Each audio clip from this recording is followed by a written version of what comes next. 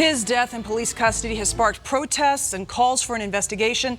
Thank you for joining us. I'm Jacqueline Allen. And I'm Tom Mustang. Glad you're with us tonight. A new autopsy report is shedding some light on the death of a man police say they were trying to restrain. Denver 7's Lance Hernandez has that report, and Lance, still a lot of questions. That report says Elijah McClain's death could have been accidental, natural, or homicide. A pathologist couldn't make a determination. Now, there were abrasions on his face, back, and legs, and hemorrhaging around his neck, but no determination as to whether a carotid hold contributed to the young man's death. This report says 23-year-old Elijah McClain died of undetermined causes after police confronted him while he was walking home from a convenience store. A caller told police the man looked suspicious, that he was wearing a ski mask and waving his arms. Do police have a right to stop somebody who looks suspicious to somebody? You know, the police certainly could have stopped him and said, "Hey, sir, what are you up to?" Attorney Mari Newman says if police had done that, McClain would still be alive.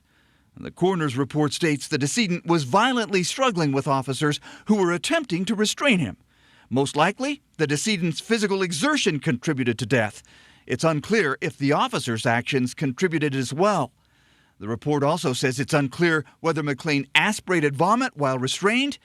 We know that first responders administered a ketamine injection and that McClain later suffered a heart attack. There's absolutely no evidence that Elijah ever resisted. The officers involved were wearing cameras, but somehow those cameras became dislodged.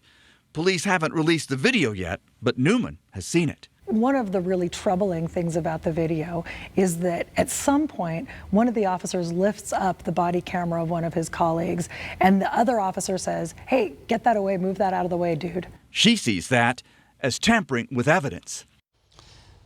We reached out to Aurora Police for comment. A spokesman suggested we contact the coroner. He also said the case is still active and that once it's completed, it will be presented to the district attorney's office for review.